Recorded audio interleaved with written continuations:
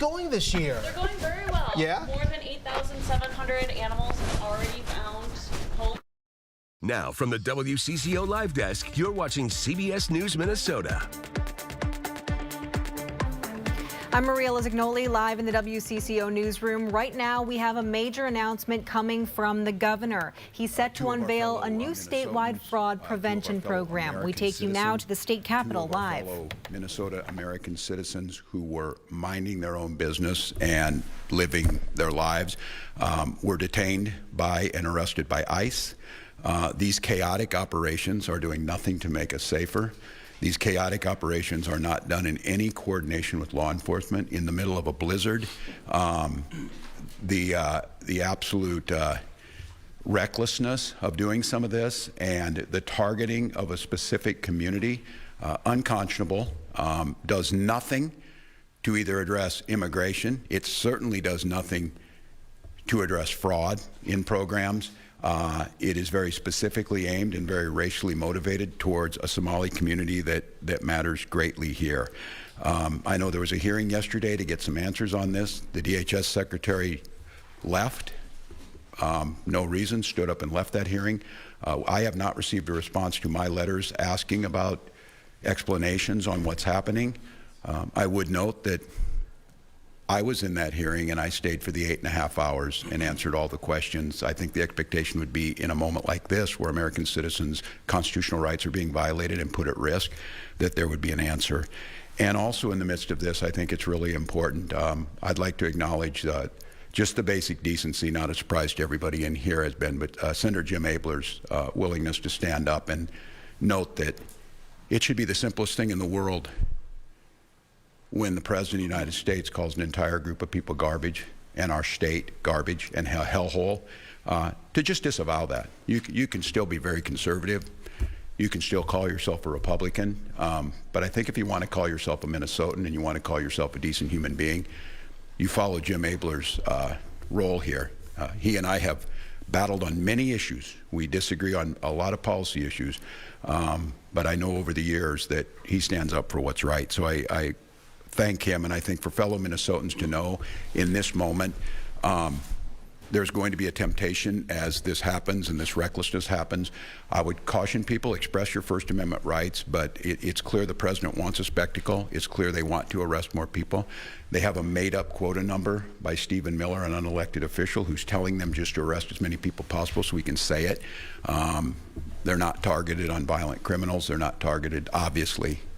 They took American citizens. They deported a U.S. combat veteran who served this nation in uniform and deported him to South Korea, a country he has not been in since he was 8 years old. So I want to address it at the top of the hour. But back to here in this state and accepting responsibility and fixing problems, Minnesota is a great place to live. We rank at the very top of most states in quality of life. Affordability, we were recently named the 8th safest state in terms of crime. We were rated 2nd most retirement-friendly state, which is simply amazing since Florida was 1, and we are still 2nd on a day like today. And job opportunities. We understand the strength and prosperity of this state depends on the ability of every single Minnesotan to thrive. We are a state that chooses not to let people go hungry or homeless or uneducated. However, that generosity has been taken advantage of by an organized group of fraudsters and criminals. Minnesota's longstanding high standards of integrity of public funds go hand in hand with a culture of generosity. You can't have one without the other. Any amount of fraud is too much. That's why over the last several years, we've made many systematic changes to state government to both detect fraud and hold those accountable after it happened. Year after year, we brought new ideas to the legislature to stay ahead of the evolving tactics, and they are evolving. AI poses immense challenges in the fraud space. We've sought top-to-bottom change in state government to create stronger oversight. We leveraged outside experts, we modernized technology, and hold criminals accountable. And we're building on that work today. I'm announcing today that Tim O'Malley will be the Director of Program Integrity. Tim can tell you a little bit about himself, but I think many of you in this room are familiar with him. He was a superintendent of BCA under Governor Paulini. He served the Archdiocese, the Catholic Archdiocese, on making sure that the integrity in their programs was maintained. And more recently, I asked him to fill in as the chief judge on the administrative hearing courts, which he did admirably. And I will note, made a culture change there that was the responses from the folks who work over there simply amazing. Tim, the former judge, former superintendent, as I said, will work across state government to strengthen fraud protection and protect taxpayer dollars. And I want to be clear, he's coming in here, as all these experts will say, and I do it with all my agencies, they are given the full autonomy to speak up when there are issues, to bring solutions forward, and to be with the understanding, and Tim made this clear yesterday as we were talking, he does not work for me. He works for the people of Minnesota, as all of us do. And in fact, he was so clear about that is he wanted to make sure that he rewrote the press release that went out to make sure that it reflects not a reality that we may craft, but the one that's truly there. So I'm truly looking forward to that. We're partnering with third-party experts from Waypoint. You're going to hear Josiah Lamb talk about that, to audit all programs and provide that private sector expertise, something we started doing when we had the problems with the MNLAR system and the licensing. We quit doing it internally, we went outside and it worked. We've installed new leadership inside DHS, and we'll work and continue to work with our federal partners every step of the way to make sure we have accountability.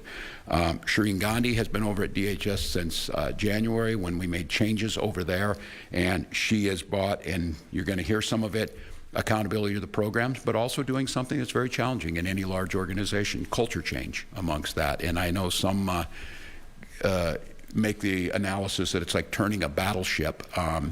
It's about knowing that our good state employees, that the default position is to serve their fellow Minnesotans.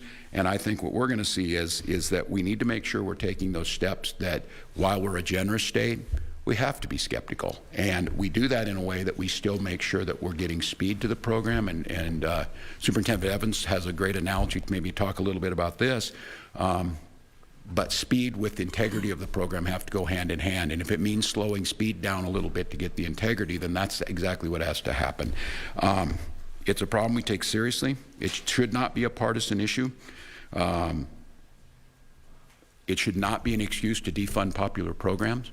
My biggest heartache in this and regret is I know all along I believe deeply in what state government can do. I have a long history both personally and in my public life around fiscal responsibility. That's why Minnesota still across the board ranks as one of the most fiscally sound states, and the rating agencies continue to say so, of just making sure that we're stopping this. And the idea that you just complain and say as it happens or to blame doesn't work. Every governor has dealt with this. That's what my goal is that I'm the last one to deal with it on this level. So the bottom line is we have, just like in COVID, just like in every other situation, I take full responsibility for it. I think, and I will acknowledge certainly to Minnesotans and to the press here, I don't think we've done a good enough job of communicating the hard work that's been done, and that undermines state employees on the side of both. No state employees are involved in any of this. The work that's been done and the amount of money that has been saved and captured doesn't get told, because I think we need to be, I'm going to get more of a cadence around like COVID so that you all know. You don't have to guess. You can see what's happening. And that work has been being done by them. So if you try and commit fraud in Minnesota, and there's folks out there listening right now, you are going to prison eventually. I think the biggest thing on this is you'll hear from some of the experts here, many of these programs, especially federal Medicaid and Medicare, plagues every state.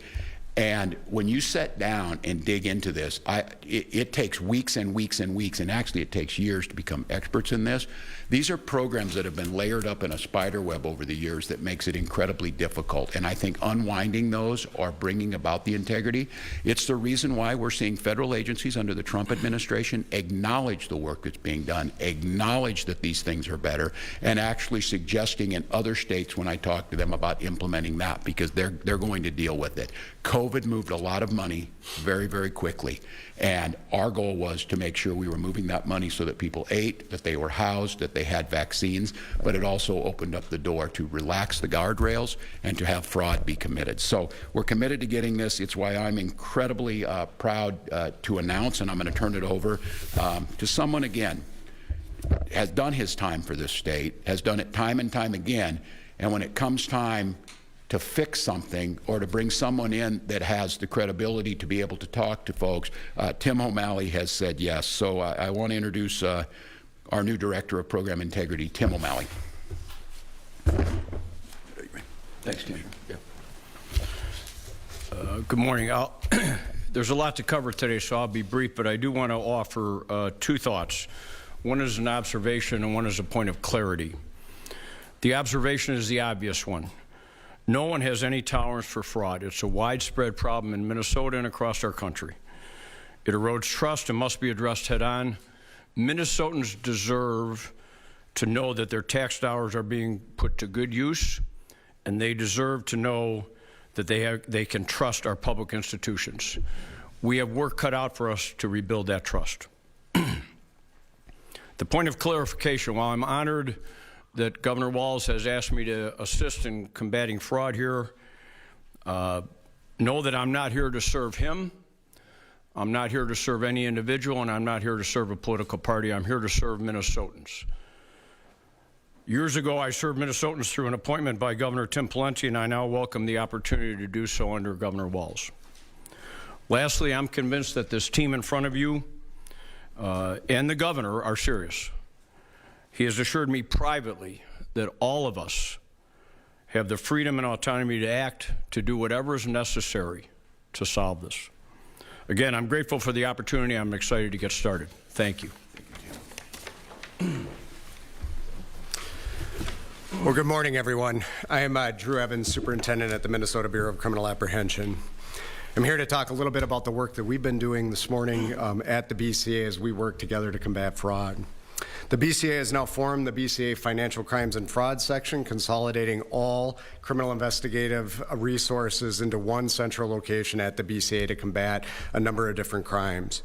We have dozens of agents and analysts assigned to investigate wage theft, insurance fraud, traditional financial crimes, and state program fraud. They are a highly experienced and highly trained team. They have built strong relationships with local, state, and federal investigators and prosecutors. They partner with these entities to share information and assist with the response and investigation of these fraud incidents that you've been tracking now for several years. I remain grateful for these relationships and the work of our federal partners at the FBI and many other law enforcement agencies, including the United States Attorney's Office, who bring specialized resources, expertise, and commitment to prosecuting these large, long-term, and often complex investigations. Their ongoing partnership with us is critical to combating these thefts of state and federal funds.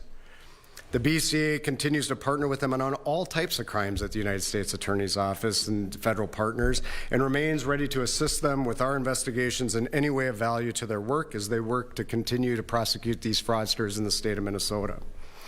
We also provide guidance and recommendations to agencies on how to strengthen internal controls, improve application processes, and reduce vulnerabilities in our programs. We have established, it's been up and operating for nearly a year now, a reporting forum on our website where anyone can submit information about suspected state program fraud, including whistleblowers. So far in 2025, we received nearly 200 tips and referrals from the public, state agencies, and employees about suspected fraud in Minnesota. Every tip we receive is evaluated to determine whether criminal activity can be substantiated and a criminal investigation should be launched based on the information we've received. If an alleged crime is outside the scope of their work, we refer it to the appropriate entity. An example of that is some of what we're here talking about today. Medicaid fraud is investigated by the office, the Medicaid Fraud Control Unit in the Minnesota Attorney General's office. So any suspicion of Medicaid fraud is referred through that process, through DHS and to the Attorney General, and then often federal authorities depending on the scope of the work and some of the work that you've been tracking in some of the programs. We also have referred over 30 cases of this type, such as I just mentioned, to that type of entity this year. These referrals that we receive are also as part of working to better share information across a large enterprise in state government with MMB, the Office of Grants Management, and the Department of Revenue. We also have instituted regular meetings with the Office of the Legislative Auditor and our team as we receive these referrals to both deconflict and work collaboratively with each other to ensure both entities are tracking any misuse of state funds. Our financial crimes and fraud section is also ready to respond to what the future holds for these types of crimes. As I've engaged in this work and forming this unit, we are learning and we continue to learn about just the vast array of financial frauds and schemes that continue to evolve regularly across the entire country. They grow in their complexity in all types of frauds, and as noted, AI, synthetic identities, and others are making the landscape of fraud incredibly difficult to continue to look at across everything from private sector to public programs. And as these new tactics emerge, the work that's being done here will need to continue to evolve to prevent that type of activity from becoming. Currently, this section works on investigations and has active investigations involving large-scale benefit fraud, cyber-enabled financial crimes, insurance fraud, identity-based fraud schemes, wage theft, and traditional financial crimes. While criminal enforcement is only part of the work required to change the current landscape and the culture that's been referenced here today in state program fraud, it is vitally important that we hold those that commit crimes and violate the trust of Minnesotans to be held criminally accountable for their actions.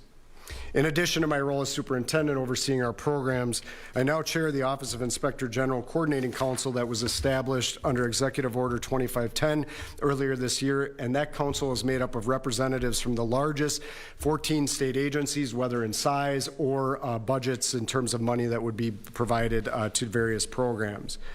While the BCA is focused on criminal investigations, the OIG Coordinating Council is focused on better understanding the gaps in fraud protections and identifying ways to address those gaps and strengthen barriers to prevent this type of activity from occurring to begin with. When you have a state program or any financial program for that matter, including in the private sector, that is providing money, there are always going to be bad actors who are going to try to fraudulently take advantage of these systems. This is true no matter what state you're in or where you are in our country. That's important to have solid systems in place to identify fraudulent activity as soon as possible, but also take strong prevention, mitigation, and investigative strategies to deter and prevent fraud from occurring to begin with. The Council has entered into a contract with Waypoint Investigations to assist us with this work. This is a company that specializes in forensic accounting, financial investigations, due diligence, business risk mitigation, healthcare compliance and investigations, and tax litigation support. They're working now to help us in the Council develop a toolkit of best practices, policies, and procedures for state agencies to follow to help prevent and identify fraud very early on or prevent it from occurring to begin with. This work is going to take time. It is a heavy lift and is a learning curve for everyone involved. It's also a process that cannot end. This is just the beginning. Bad actors are constantly looking for ways to scam systems, and so states' effort to develop these strong barriers to prevent fraud will need to be ongoing along the way. And we are confident that the work, as was noted here today, coming together, that the right people are in the room working across state agencies to really improve this and prevent fraud from occurring in our state early and often, and when it does, that we hold people accountable for those actions. And so with that, I will turn the mic over to Josiah Lamb, who is the owner of Waypoint Investigations. Thanks, Drew. Hi there, I'm Josiah Lamb. I'm the owner of Waypoint. I'm a forensic accountant and an attorney. I've been involved in fraud-related matters for more than 20 years, including assisting organizations in developing internal controls to help combat fraud. Our team of experts have similar backgrounds with decades of experience while working with federal law enforcement, public accounting, and law firms. In our current capacity, we are working with the BCA to build out this anti-fraud toolkit, which will include policies and procedures specifically designed to address fraud risks that can be utilized enterprise-wide to help prevent fraud in the future. This will serve as a baseline of anti-fraud policies and procedures for every agency to use. Part of this process includes meeting with individuals at each agency who have been tasked with addressing fraud to open the dialogue with the teams to better understand what's happening on the ground so we can implement a more robust anti-fraud set of policies and procedures. After the toolkit is done and completed, the agencies will implement it, and we will come back and review it and determine whether there are some tweaks to be done or whether everything has been implemented successfully. Again, as Drew said, we are in the early stages of the process, and we look forward to continuing working with the BCA to create this anti-fraud toolkit.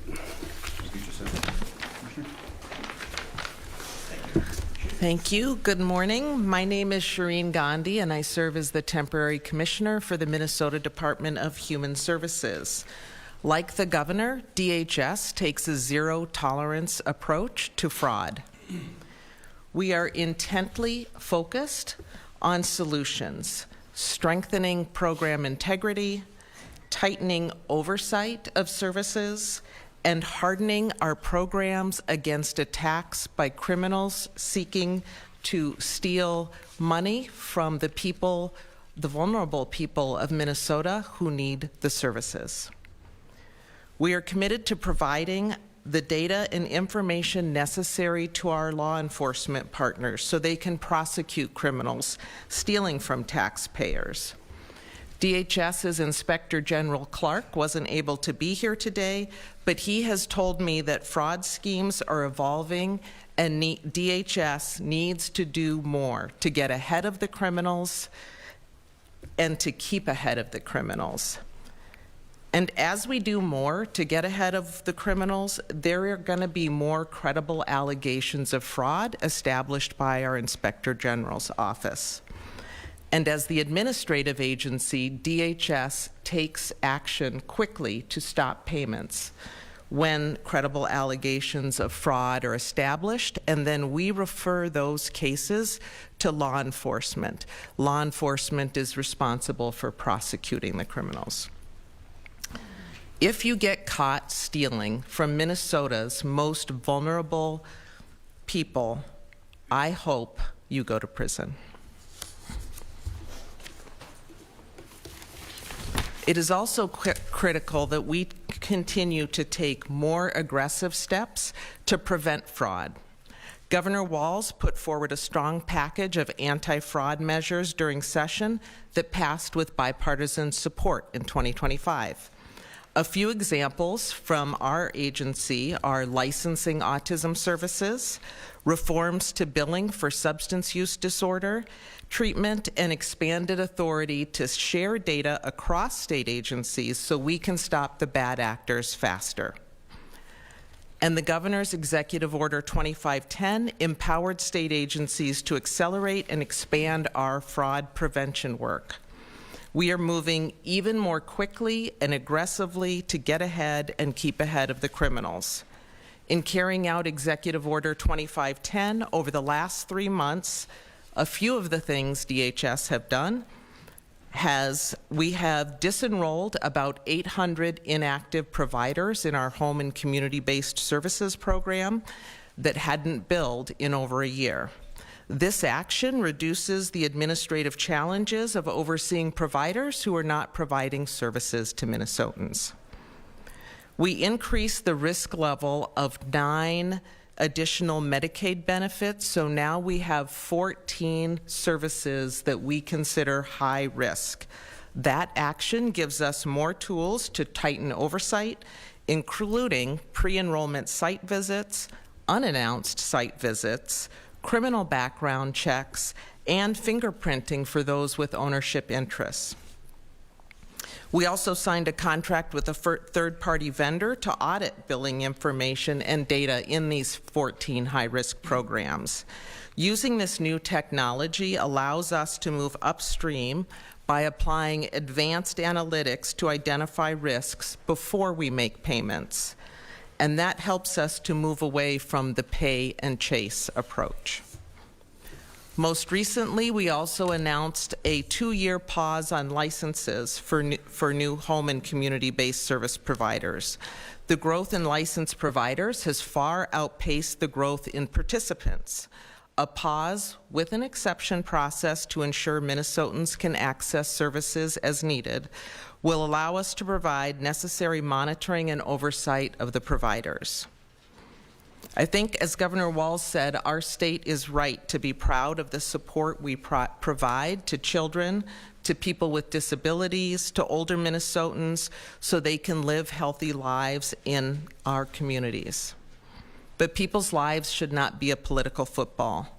It takes all of us working together, legislators from both sides of the aisle, providers, community members, agencies, to build programs with the right controls to ensure we serve people well. I look forward to working with Tim O'Malley and the experts at Waypoint to strengthen fraud prevention and implement statewide fraud prevention program. Thank you. Thank you, Commissioner. And we'll take questions after. I would just note, and as the Commissioner said and others, thank you to this team. I am very cognizant and hearing from those incredible providers who are out there. It's not by chance that we see the largest reduction in fentanyl and opioid deaths that we've seen in decades. It's not by chance that those ratings for quality of life and outcomes are high. And I hear them as they say it will make it more difficult for us to deliver these services while we go through this. And I hear you, but again, I would assure them the program integrity is absolutely critical, because there are those that aren't offering solutions other than cutting the programs. There are those like the president who turned this into a racial issue rather than a crime issue. And I think many of you have witnessed this. We've seen it across private sector, we've seen it across nonprofits, and we've seen it in government. This is the ever-evolving piece, and it is one that I said those tools we use, the simple ability to be able to stop payment when you suspect it, that hadn't existed for any other governor. That was good work by the legislature, and I think the commissioner would acknowledge that. We're glad to take some questions. Please say your name and outlet you're with when you Yeah. your name and outlet. Sure, Eric Shalhoub from Channel 5. Governor, for the Minnesotans watching and see these new changes coming about, they might be saying to themselves, why wasn't this done sooner? What do you say to that? Much of it was done sooner. You have the outline. It started back in 2020 when some of the first things were happening, and it continues on. I think, again, like everything, after the fact, why didn't we do things this way? Certainly. If we knew now what we knew then. Again, thinking about this, I think some of you are probably asking the questions. There was no toolkit before. There was no toolkit. There was no toolkit amongst any administration. And I think watching what COVID did, we'll certainly get there. I'll take responsibility for it. But I think what the president did and what those are trying to say is that the hard work that's already being done, the amount that has been stopped, that's simply not true. And I think what the president did was elevate it. I do believe, and I will fully own this, we should have been keeping Minnesotans more up to speed on what was happening. We should have been, I think, on a better cadence as you see things that were happening in 2022, as the tools that were given to the administration would get there. So again, after the fact, there was a lot of folks talk about this. I have 7 years of proving this. I just fixed these things. And should we have fixed MNLARS before it got there? Certainly. Certainly we shouldn't have gone through 10 years of trying to get a licensing system. But once we got there, once we figured it out, we fixed it. And I think that's true. Do you wish you had done more sooner on this? Do I wish? Of course, we always wish we would have done more sooner, but I don't think having an insight into that or seeing that. Remember, these programs were crafted, many of them during COVID. The guardrails were taken off, and the guidance was to move the money with the idea that those guardrails are often would be there. In retrospect, again, but I'm not going to say this, I will not apologize for making Minnesota one of the safest states during COVID, and we used many of these programs to do that. The criminals abused this. I think the focus, again, and one thing I'm incredibly proud of, there's not state employees involved in this. Were there state employees that should have known more? Yes, and they're no longer working in the state. But it wasn't out of malice, and it wasn't out of criminal. It was the lack of skepticism around these programs. So retrospectively, you always want to do more, but complaining about it doesn't get there. We've been steadily doing this, and I am convinced very shortly, and especially with this team, I don't think there'll be a state that can have the same safeguards in place, and many of them are starting to move as they follow this. Because the one thing, and I think when you look at it, the biggest programs that got defrauded were the workman's comp program, and I think 2 states were highlighted for being the best in this, Iowa and Minnesota. That's a big concern for me, and again, I think what you're going to see is, going forward in what we know, the incredible work around paid family and medical leave, and these experts who will go in there and dig into that. Lessons learned from this have been applied to that. That program was structured on the front end with fraud prevention in place, where many of these decades-long programs, that was never the case. So. From the Star Tribune, can you elaborate on folks who are no longer working in state government that should have been more skeptical of fraud? Well, you've got a new commissioner at DHS. You have a new commissioner at the Department of Education. You've got some folks who are working over there. Look, these were folks that I think doing the best they can, trying to do what they can. There is no evidence or even no inkling that any of these people did anything illegal, but we needed a culture change. We needed some folks to speak. And look, I think there's, I will stand for this. The person responsible is me. I'm the one responsible, and I hire these folks, they do the work. I'm not going to drag somebody in front of the press and embarrass them on this, because look, the Commissioner of Department of Human Services is the one responsible for us seeing the notes and seeing the work that was done on children's mental health has improved dramatically under this work that we've done. That's what they're working on most of the time. So we've got new commissioners, we've got new leadership over there. We built out the team. We brought in the folks from BCA, the investigators. And I think what you're seeing now, you're going to see it in the news, because those are people being caught because of the system. Keep in mind, it's going on in everywhere, private sector or whatever. If you're not hearing about it, it just means people aren't getting caught. It doesn't mean it's not happening. So. Mary, working with the Foreign News Service Governor, do you have any information on how the state is paying for both this new position and the contract, and then how much it's going to cost? Drew? Yeah, so I can't speak for the new position, but what I can tell you is, as the governor has noted, this is an all-of-government approach. So all of the state agencies are going to bear the cost for the work that we're doing here, because that amount of money that will be spent on these contracts and the work that's being done needs to be implemented across the enterprise. So all state agencies, we have processes in place that we share costs when it's something that benefits the enterprise as a whole. So the cost for these will be spread across all state agencies. Do you have an estimate for any kind of The contract with Waypoint is up to $200,000, but we bill on a basis, so we'll see where that is, and we'll continue to evaluate. At the end of the day, with any of these contracts that we look at, we're going to pay until the work is done. That's what we're doing at this time, is that contract will be there, but we're going to continue to enter in those until we feel very confident that we have the right processes, procedures, and mitigation efforts in place. This is a really good question. I'd follow up. It's a really good question, because all this work in state government always costs money on the front end, and our budgets are set by the legislature as we ask for it. We cannot deficit spend, nor will we. They come out of existing budgets, and one of the things you're going to hear from the commissioners is that, and as Drew pointed out, you have to add some of these full-time positions to that. It is going to come out of the budgets and costs, but that's true of every single organization. And I think probably if there's a critique on this is spending more on the front end on this saves you in the long run. And I think trying to cut agency budgets or trying to do it on the cheap ends up in the long run costing you more. So we can get you data. We'll get the data on Tim and from the agency, from MMB. Yeah. Do we have any sense of why there wasn't stronger oversight earlier? Was this a staffing issue, a funding issue? I think it's how the programs are structured. Again, the programs say this is what you'll do, here's how you get the money out. Looking at them, these people are filling it out. Now, the Feeding Our Future is kind of a unique case because of the chaos around COVID and the amount of money that was there. But we look through these, and again, I would remind all of you, we clearly had one in there in 2021, and I said, don't pay them. And they said, you can't do that. You don't have that authority. I said, do not pay them. Let them sue me. They did. And they won. And we paid them. And then they got caught and went to jail after the fact. So a lot of it is. We'll be continuing to follow this update on Walz's plan for fraud in our state, but we also have an update on some breaking news in southern Minnesota. Police just took the podium, and they are going to be sharing an update about the shooting at the Stewartville High School parking lot. That's in the Rochester area. Let's go live to that news conference now. As you know,